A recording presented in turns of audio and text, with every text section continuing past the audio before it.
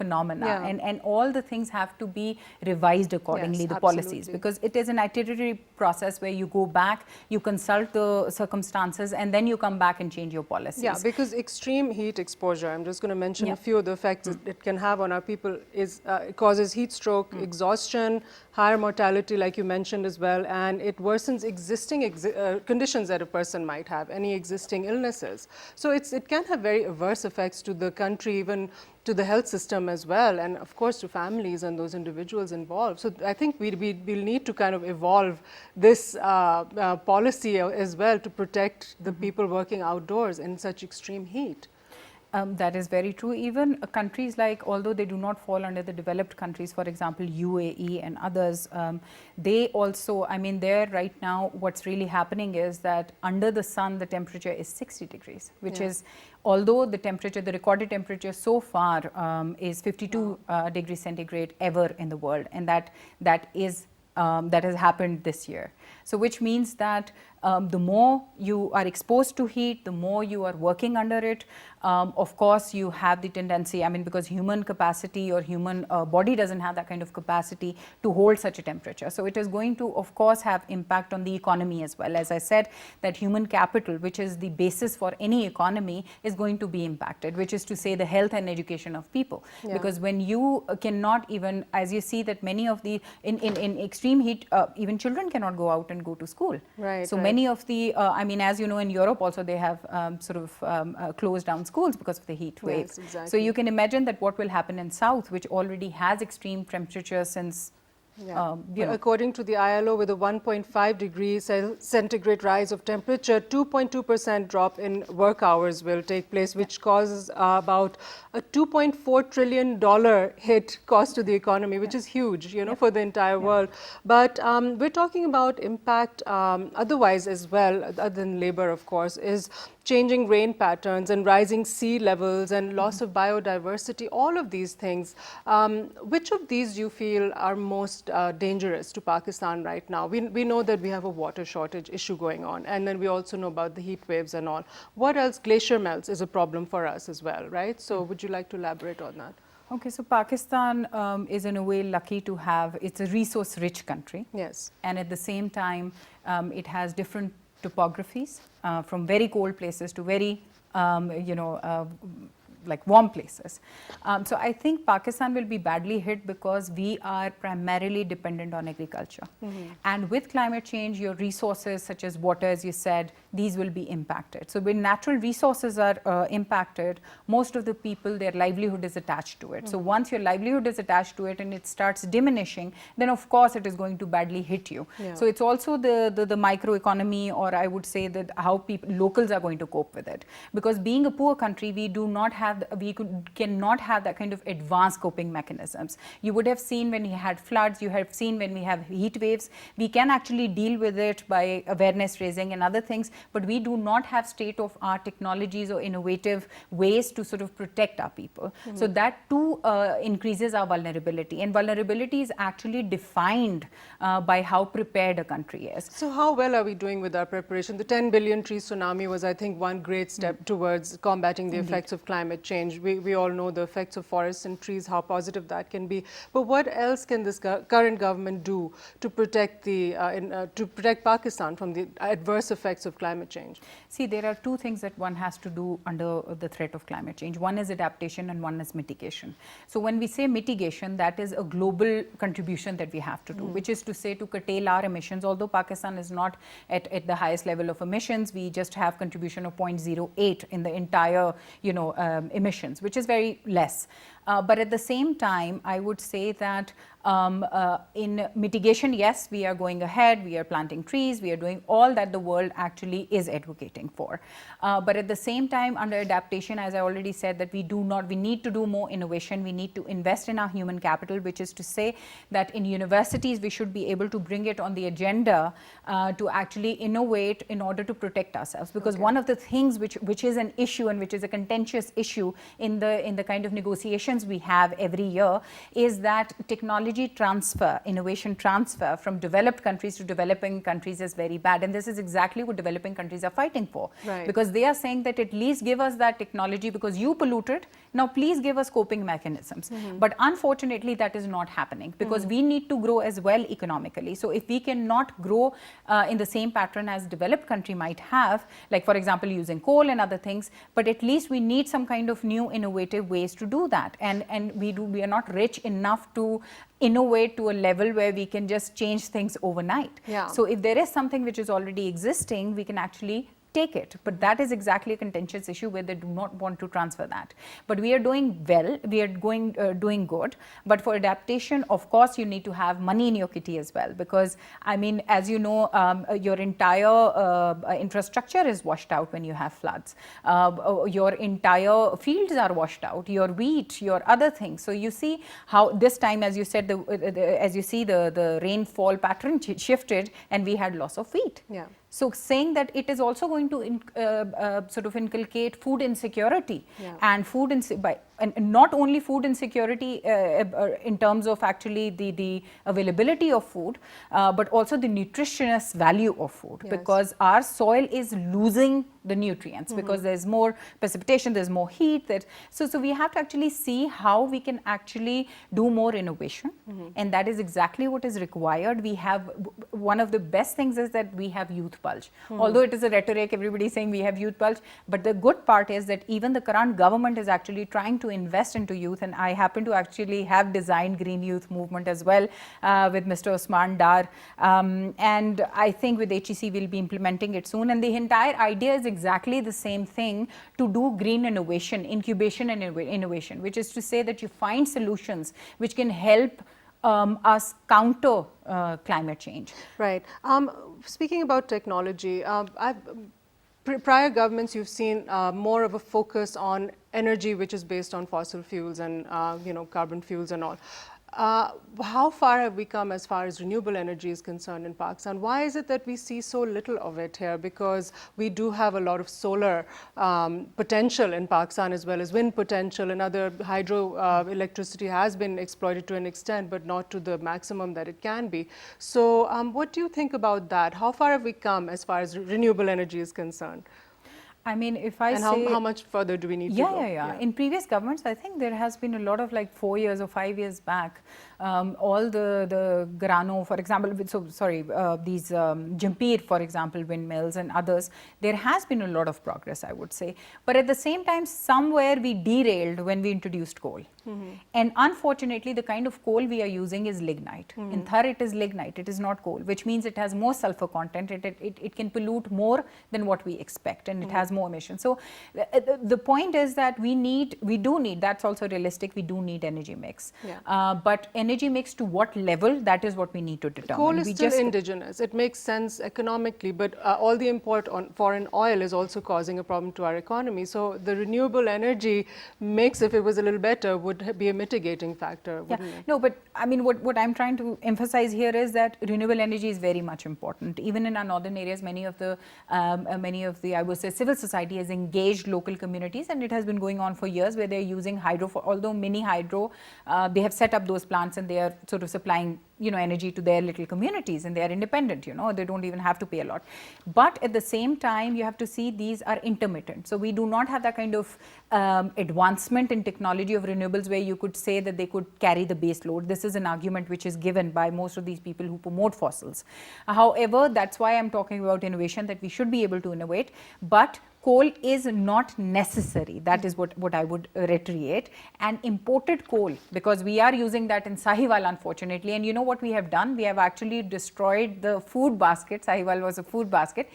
Because for renewable energy, you have to actually also see where you are installing it. For example, I mean, I am a big advocate of renewable, but at the same time, where you're installing, for example, Quaid-e-Azam solar power plant could have done better because of the heat and radiation difference in Balochistan than it is doing in South Punjab. So it has to be in the right location. Indeed, carried that is out very much properly. important, and we are lucky to have potential of all kinds of renewables.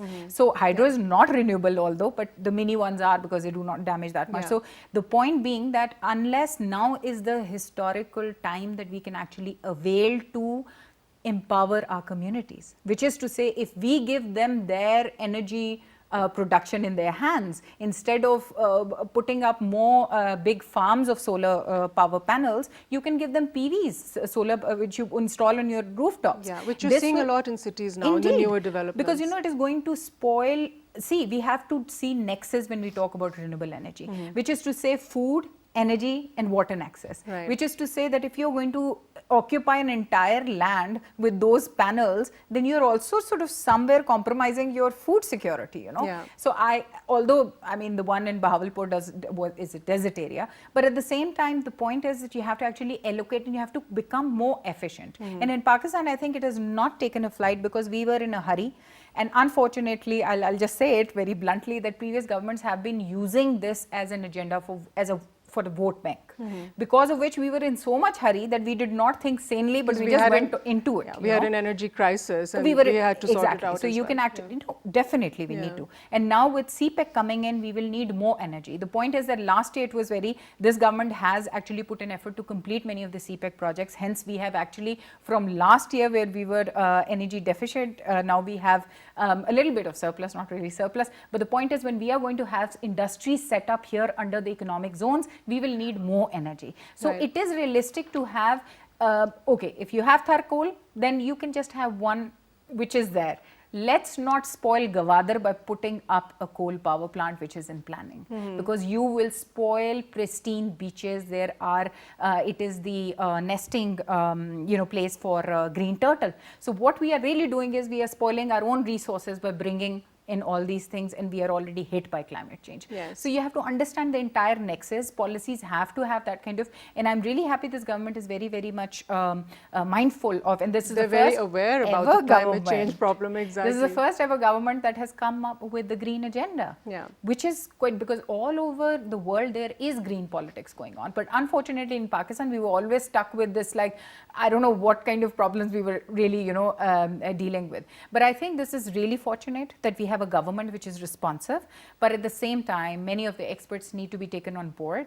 Ministry of Climate Change is doing very well so far, but we need to fast pace our we need to build up the efforts. Indeed. What about on an international stage that we've seen now the concern in the West about the potential climate change catastrophe with the rising temperature levels? What do you see happening in this area? Because obviously the US is not complying with the Paris Agreement anymore. How are they going to work together to bring down those temperature levels, the increase in temperature levels that we're seeing? See, it's a very big question mark, because right now even the commitments that have been submitted by many of the countries do not really help reducing these emissions, because if we comply with all that has been submitted, which is not always the case, so what will happen is we'll just hit 3 degrees increase, which is like that the humans don't exist anymore. So it's actually 2 degrees, which they think that 1.5, but then 2 is fine, But internationally, what is really happening right now is that even if the US withdraws, there are mechanisms being made at international level which will help them evade this, because at the end of the day, it will be the metro, it will be the cities which are going to come forward. And I, as an expert, go a little further and I say it's individual responsibility. How much of footprint I curtail. I'm not saying that policies are not important. I'm not saying the top-down approach is not important. But at the same time, I don't need a policy to tell me that I have to reduce my emissions. And how conscious are we exactly about so our choices? Choices in appliances and vehicles and cars and all those kind of things, and what type of energy we want to produce in our country, whether we can do that at an individual level, in our homes even with solar and also. Exactly. Just last thing to say that, carbon emissions, there are carbon, for example, taxes being implemented. So every time you are going to trade, you will have to pay. So there are mechanisms that are being formed at the international level. A lot of efforts are going in there. But the thing is, at the end of the day, we as individuals need to take responsibility. Yes, I'm sure we'll be having many further discussions on this. A big topic and very important one. It's a bigger threat to Pakistan than even terrorism is climate change. Thank you so much, Momi Salim, for joining us today, and we'll see you soon on our programs. The next topic that we're going to be talking about is Iran increasing its nuclear stockpile, which exceeds the limits of the Irani nuclear deal agreement in 2015. Now, Iran's enriched uranium stockpile has increased to beyond the 300 kilogram limit set by the nuclear deal. This crisis stems from President Trump's imposing of fresh sanctions on Iran, economic sanctions, and naturally the country is suffering because of that. And this is a reaction which Irani officials had warned about, that we're going to be doing this if the sanctions are not curtailed and if Europe does not go back to honoring its agreements in the 2015 agreement. So the problems that this is creating for Iran are obviously huge for its people, and they're reacting at the moment. So we're going to be speaking about this topic with Dr. Tughral Yamin, who's a foreign affairs expert, who will be joining us in the studio shortly. And yes, right after this break, we're going to continue with this topic of the Iran and US situation.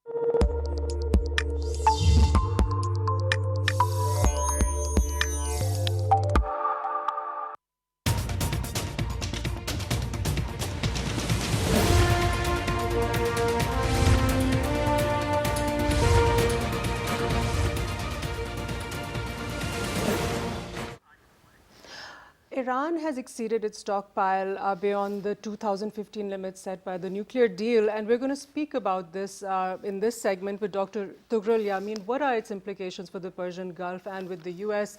How can this possibly escalate into a deepening and worsening situation with the potential threat of a war? Dr. Tughral Yamin, thank you so much for joining us today.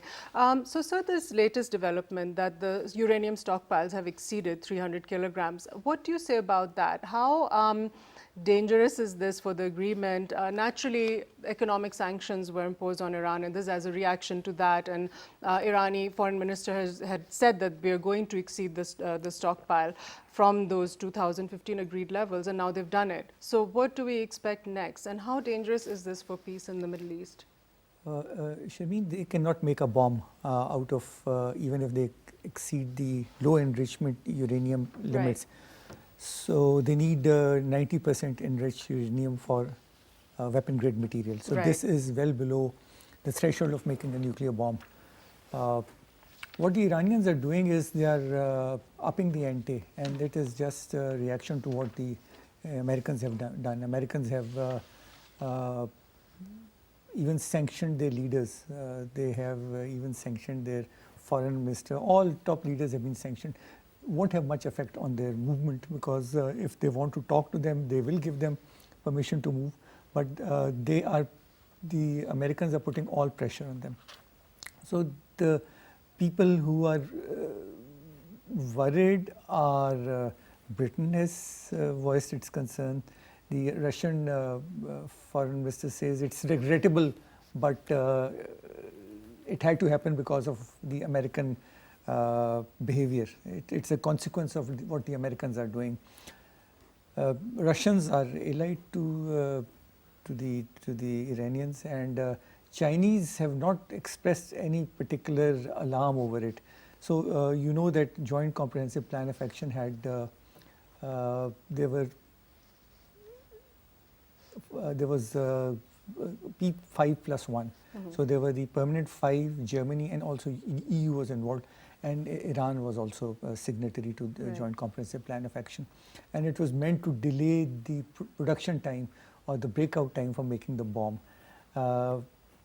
So Trump moved out of it.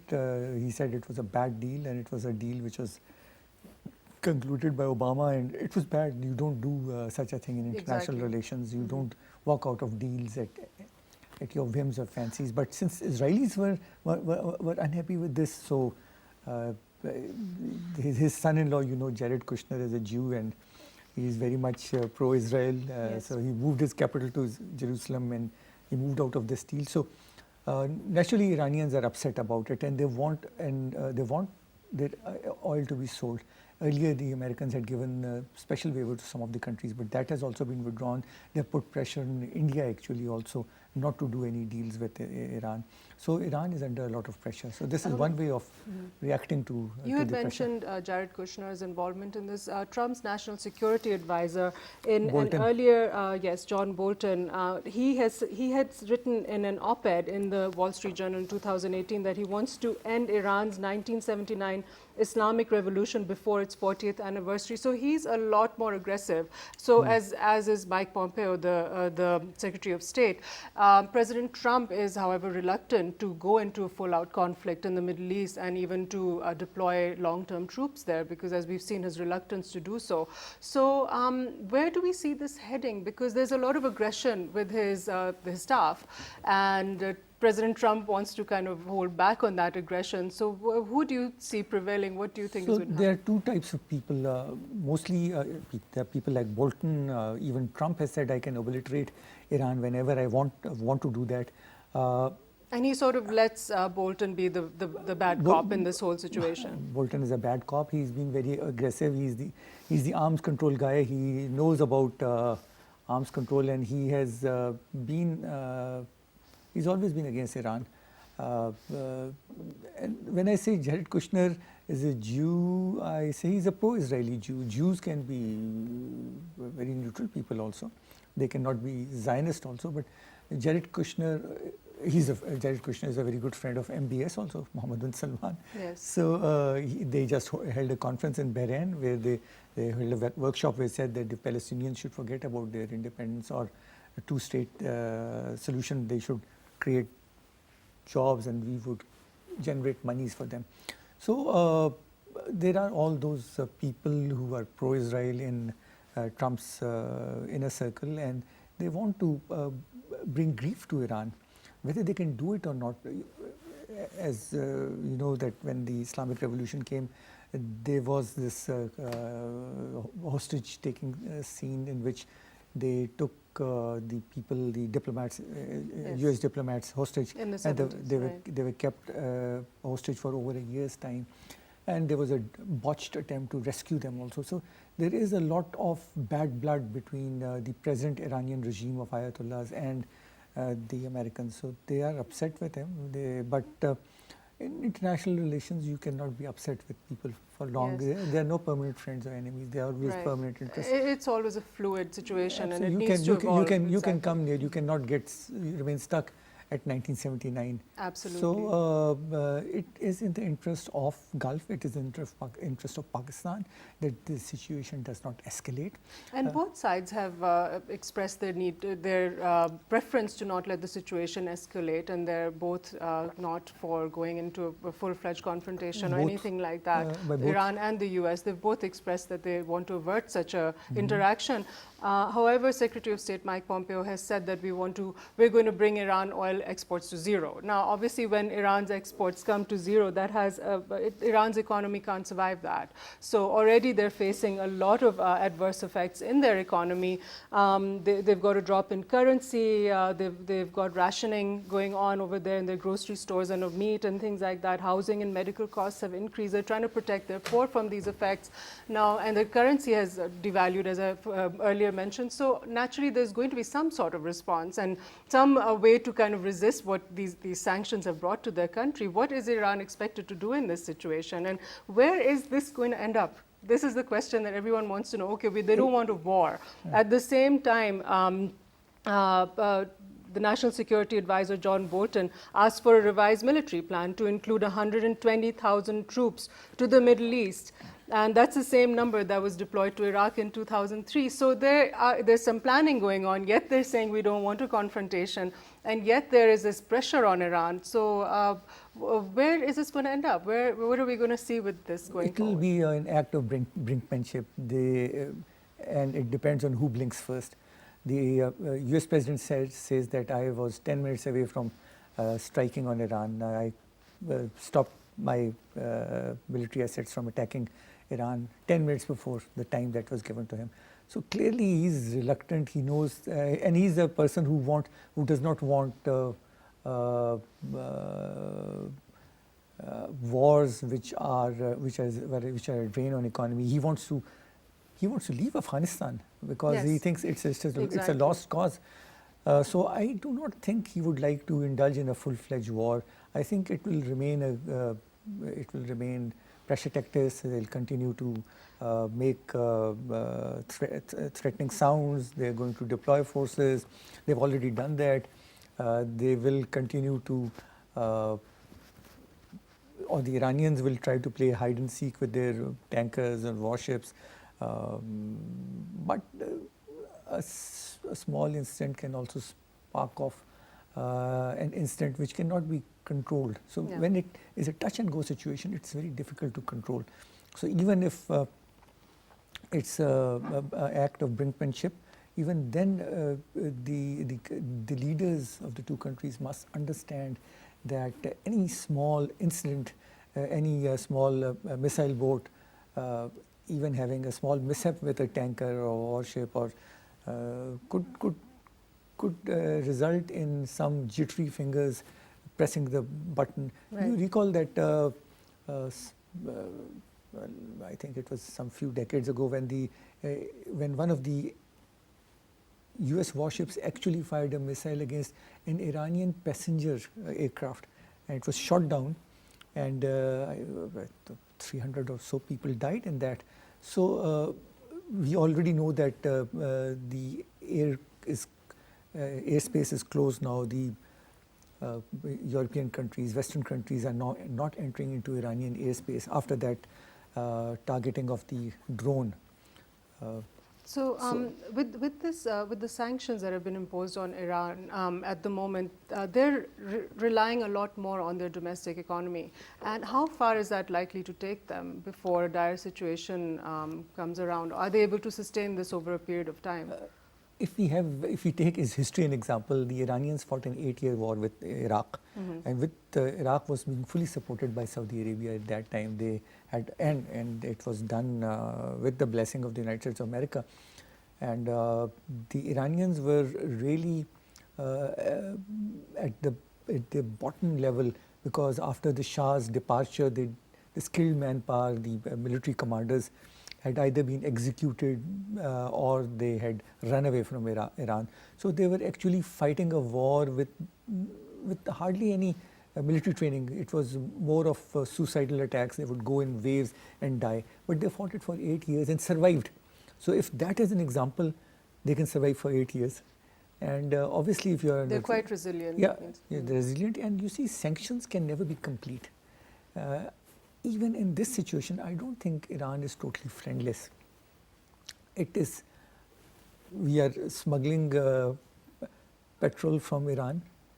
Yes. There was a full-fledged article in Because the one price of is the low. newspapers in Yes, which they said compared people go and actually smuggle petrol from Iran. So it cannot, it's a sieve. You see, you cannot totally hermetically seal any country. Right. You have friends in other countries. So you're not, if you're wise, you will ration, you will tighten your belt for a long-term conflict.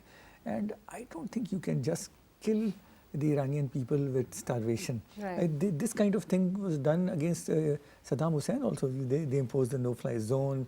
They invoked very harsh sanctions. The people suffered. There was malnutrition in Iraq. But even that did not bring Saddam Hussein to his knees. And they had to actually indulge in full-scale invasion, the shock and awe invasion that was done, and through which they totally destroyed Iraq. Yeah. So I don't think Trump wants that. Okay, full-scale invasion, we'll come back to that.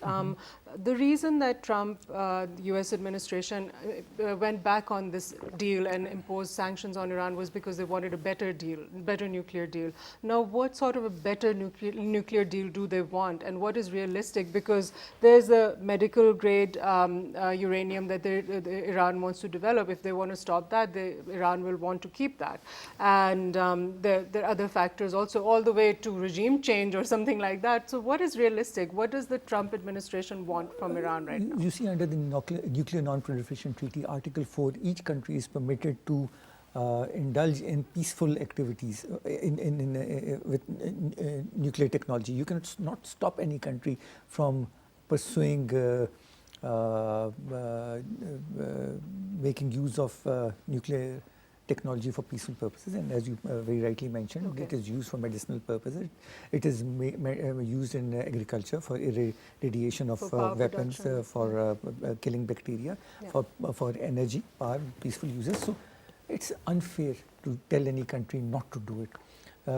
What JCPOA was aiming at was to prolong the breakout time for Iran to make a nuclear bomb.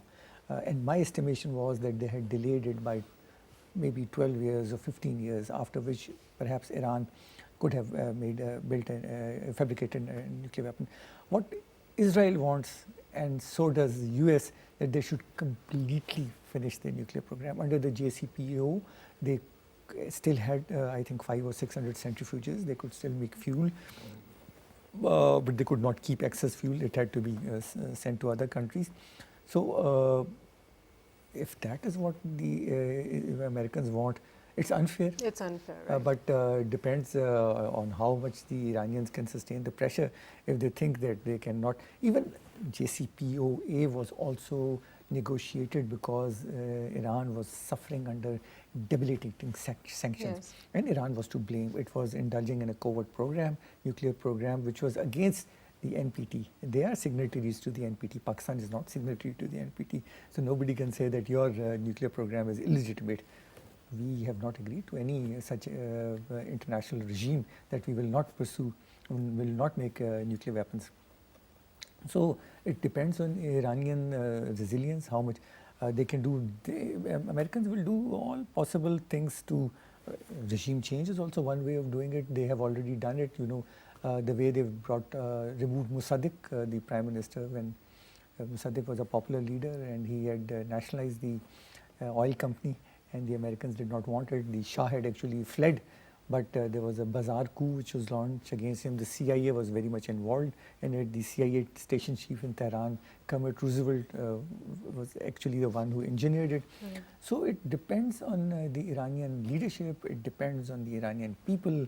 If they cannot sustain the sanctions for a very long time, perhaps they will agree to it. They'll say, okay, we'll give up our nuclear program. So in increasing their levels of uranium was one step. They could even step up attacks of their Shia militants all around the Middle East. What impact could that have? I mean, possibly, especially with the oil pipelines and all which we've seen before, what do you think could be the result of that if they decided to do that? They could create more conflict in the region. The Iranians are also already supporting the Hezbollah. They are already supporting the Houthis. The Americans have already withdrawn all non-essential staff from Iraq, Baghdad. So when you start fighting proxy wars, there's no end to it. Yeah. And I'm sure Iranians have their friends. They can indulge in such kind of activities, but then it's tit for tat. They will do that. The Israelis are known to have carried out assassinations of Iranian nuclear scientists. So this will create bad blood, it will create unrest in the region, it will destabilize the region. So the best thing is it should de-escalate, the parties should come to the table, negotiating table. If there is any need to renegotiate JCPOA, it should be done, but obviously it has to be done, it should be a fair deal. Right. You should not force a country to accept prerequisites, demands which are non-practical. We know what happened after the Treaty of Versailles. And Pakistan is going to play a neutral role in all of this. Pakistan is going to play a neutral that. role. Our Prime Minister had visited Tehran and he has assured them that we want friendship with Iran. It's not in the interest of, we have already across our eastern borders, we have India which is always spoiling for a fight. In Afghanistan also we don't have a very good situation. So we don't want bad relations with Iran. Absolutely. So, thank you so much, Dr. Tughril. I mean, it was very interesting speaking with you, and we'll be speaking with you further on this topic because it's a developing situation. And now we're going to go forward to the stock market and find out from our stock market expert right now how the markets did today. We are currently trying to get in touch with the stock market expert. Right now, the stock market has been pretty much flat in the past couple of days because investors are expecting the IMF board meeting on the 3rd of July, where we're supposed to, the IMF board is supposed to approve Pakistan's request for a loan. So the market's responses to that, we're going to find out. We've got Mr. Zafar Moti online right now to answer our questions for us. Zafar Moti, thank you so much for joining us today on PTV World, on World Today. Thank you for inviting me. I would like to ask you that what have been the recent stock market developments, especially today, as far as the response of the stock market to the upcoming IMF meeting on July the 3rd, as well as the other developments that we've been seeing with the increases in utility prices, as well as the $500 million tranche released by Qatar to Pakistan. How has the stock market overall responded to all of these developments? Well, for last week it was not responding well because of the closing of June closing. The government as well as the market has this 30th June closing, in which we have to pay a lot of money to set off the interest which we have to pay for the second quarter, and because of that the market was plunging. It broke its 34,000 level also, but afterwards, this is the first working day in the new fiscal year, so market has just turned around and it's showing a sign that IMF discussions and IMF deal is almost done. Dollar rupee parity is again coming towards a stability, which is a good sign for the market, and government has assured us that 12.25 monetary policy will be sustained for the coming year. So these few newses, plus the market was at its very low, so that's why the investors and big fund managers started to buy today, and we saw that it pushed the market above 34,000. Right. So how stringent are the demands under the IMF bailout package? They're supposed to be pretty stringent. How are they reflecting on the stock market? What are the investors expecting out of those demands? Well, whatever demand the IMF was putting in front of us, we have already given it to them. Dollar rupee parity, dollar has become stronger, rupee has become weaker. The interest rate in monetary policy from single digit to double digit almost in 2 months' time. The oil prices have been, even if the oil goes down, the consumer has to pay at the high end of the oil and diesel. What else IMF needed? IMF needed no subsidies to push some kind of industry, and gas prices, electricity prices have been shot up. So whatever IMF was the requirement for us, we have already achieved that. Okay, right. So will July be better than June? Can we expect a better month ahead than we've seen in the past? It will be good, better than last year. Okay, great. And how are the different sectors doing at the moment? For example, the auto sector and oil and banking, how are they being impacted right now by all these the developments that we're seeing in the economy? Seeing low cycles, the volumes are down, and these sectors are not doing well. But we are not talking at 54,000 level in index right now in Karachi, in Pakistan Stock Exchange. It's almost half. So now whoever comes in the markets to invest will make good money. Okay, great. Thank you so much for joining us today. And that was a lot of good feedback that we got from Mr. Zafar Moti about the stock market. Thank you very much for joining us today on World Today. We'll see you tomorrow. Bye-bye for now.